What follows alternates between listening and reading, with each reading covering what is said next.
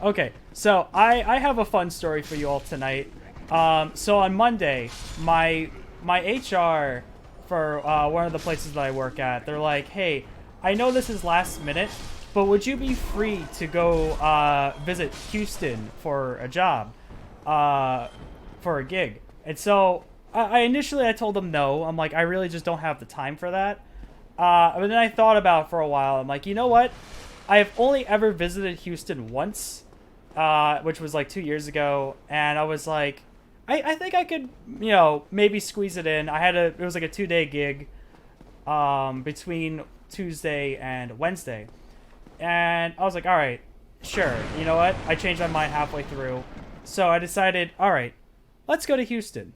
Hence the we got the cowboy hat thing going, and I get there around midnight on Tuesday because I'm a nocturnal being, and I go to work on Wednesday. Work was fine for the most part. Like it was a little busy, um, and I was tired, but I wanted to do some sightseeing in Houston, but I was like, I'm gonna do that on Thursday, so I don't have to like get up early for work, like Friday morning or whatnot.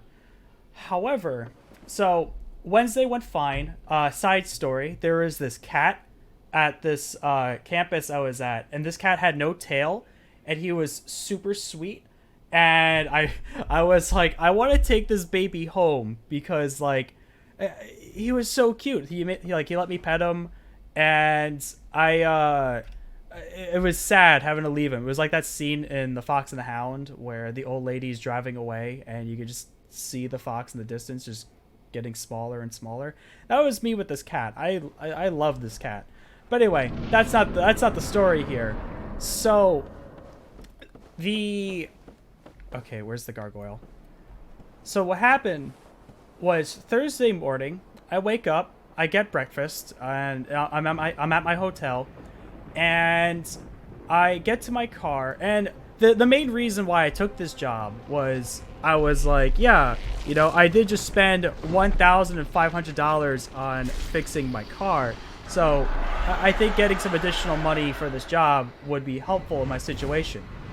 And so I shall now play that. Thursday, I wake up, and I get breakfast, I start my car, and I'm ready to drive to this gig, and all of a sudden, as I'm backing up, my car starts going, and I'm like, holy crap! Of course this happened. I had a full-on mental breakdown in this parking lot. I was like, oh, fucking course this happened. God damn it! Like I was mad. Because like I was a little anxious about driving all the way to Houston. And I live hundreds of miles away from Houston. Houston is not. It's not a simple drive to there, and I was anxious that my car would die on my way there. And lo and behold, my car is making sounds that I have no idea what they mean. And I called my coworker, bless her, that she drove back to the hotel to come pick me up so we can go do this job together. And I go through the workday, and while I'm trying to work, I'm trying to call different mechanics within the area so I could, schedule something in. I text my HR. I'm like, hey, look, can you get me like 2 additional days at this hotel because I do not know how long this fix will take, and I do not know how much this will cost me. And my boss has a friend out here. I'm sorry, out there. And, he gets in touch with me while I'm working, and I was multitasking, and I couldn't really, like, focus too much. But after the work shift was over, I get in touch with him, and I'm like, yeah, I'm at this, insert hotel name or whatever. And, I'm then waiting, like, 30 minutes. I had an exhausting work day on Thursday, so I was just physically and mentally drained. And this guy shows up, him and his coworker show up, And first thing was like, yeah, does your car need oil? Which it did need oil. That wasn't the root problem though. But I gave him like $20 that I had on me. I didn't have much cash on me when I left, but I gave him $20 to go to AutoZone and get oil. And he puts oil in my car. He also put coolant because he noticed my coolant tank was empty, which was a little strange because that's what I literally spent like $1,500 the other week on fixing. And then it occurred to him after he like poured this whole like gallon of coolant into the car. It's like, oh wait, this is your windshield fluid. Oops. Which it's fine. It wasn't a big deal. He was able to drain it out the following day. But let me tell you, I then was like, I started my car up and he heard the sound, and this guy, bless him, because he immediately knew what was wrong. He's like, he takes a look under my car and he's like, yeah, somebody stole your Cadillac converter. And I'm like, are you serious? And he's like, yeah, this just happens in Houston. Like, people steal Cadillac converters. And my anxiety turned to rage at that point. I was like, are you kidding me?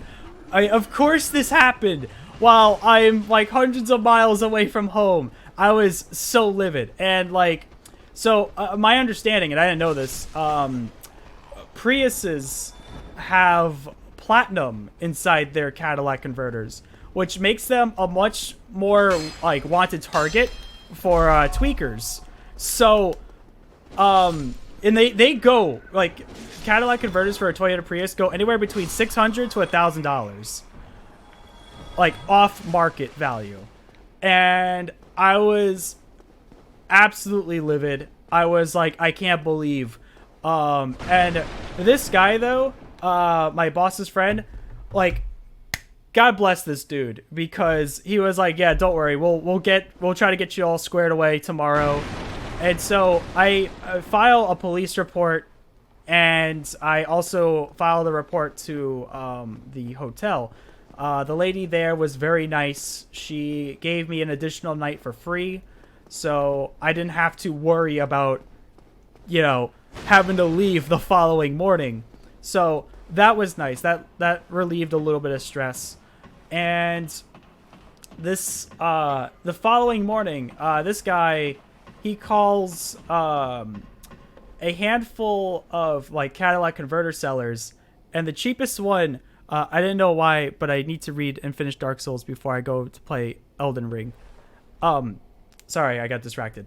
So this guy, he calls a bunch of different Cadillac converter sellers, and the cheapest one he can initially find was for, oh my goodness, was for, no, please.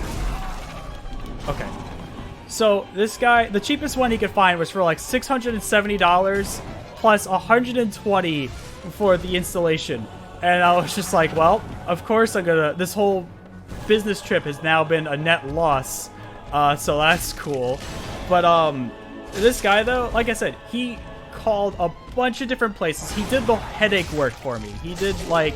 He searched up a couple of places, and he was like, yeah, if you can drive your car to this location. And look, I have driver's anxiety. Like, I get anxious when I have to like drive to places I've never been to before. And the city of Houston, that entire place is a highway. Like, that whole city is a highway. No. And he was like, yeah, you gotta turn here, turn here, turn here.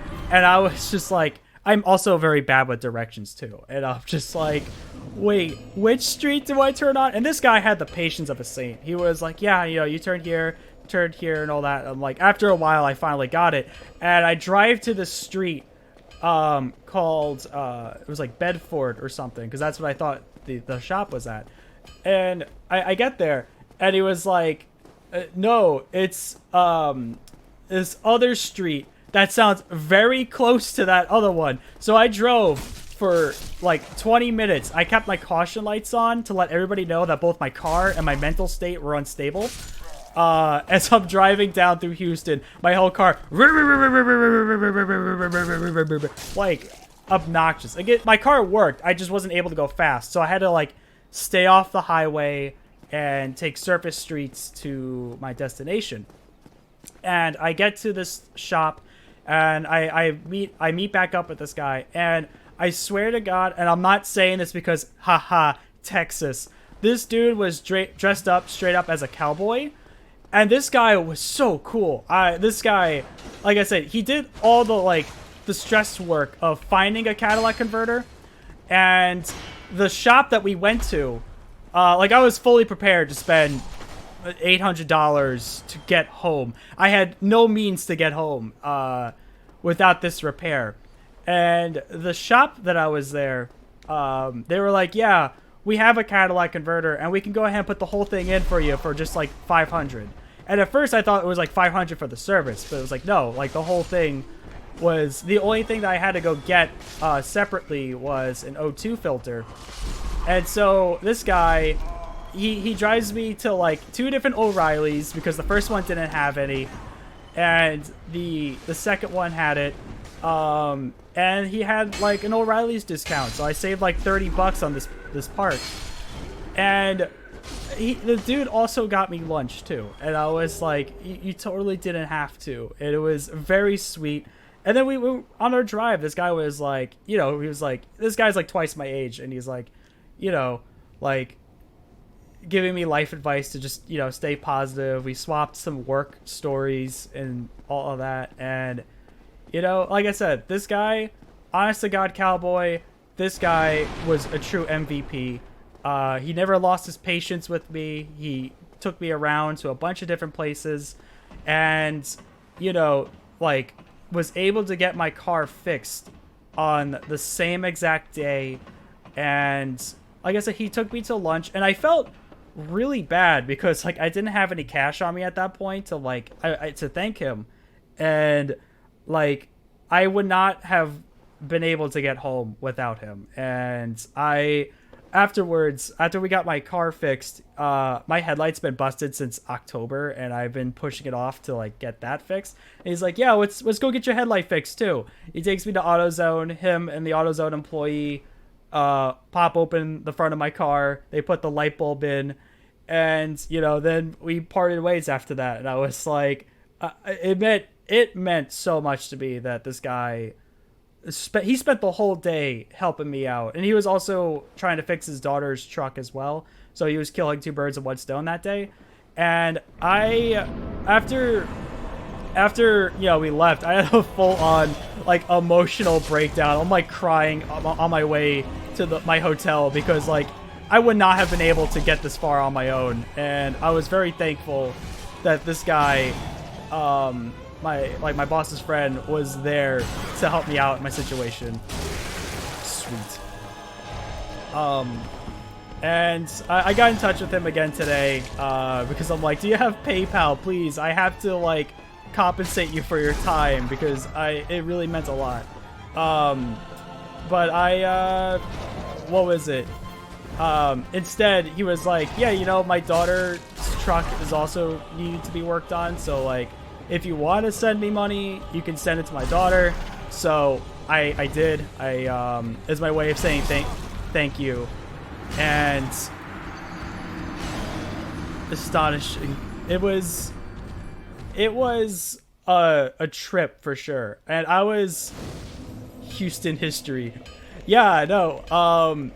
And I was, like I said, this guy, he made my Houston experience a positive one at the end, because I was so, when I found out my Cadillac converter was stolen, I was like, I want to get out of this city. I want to go home and attend to my cat. I hate it here. I was so mentally done. But like I said, this guy, he made the trip for me. He made it. Him and the hotel employee, they made it a great story. Oh, and the auto shop people, like I said, I was fully prepared to spend like $1,000 just to get home. I mean, I had to spend like $600 total. And my boss is gonna reimburse me like $250 out of it. So, it was it wasn't an overall financial loss, but it was a fun story to add to it. And that was the other thing too, because like I tried to whenever misfortunes head my way, I try to at least find like the fun positive like story elements to it. And this guy literally had like the same like mindset, like, you know, you gotta kind of like laugh these things off sometimes. And like I said, this guy, he was so cool.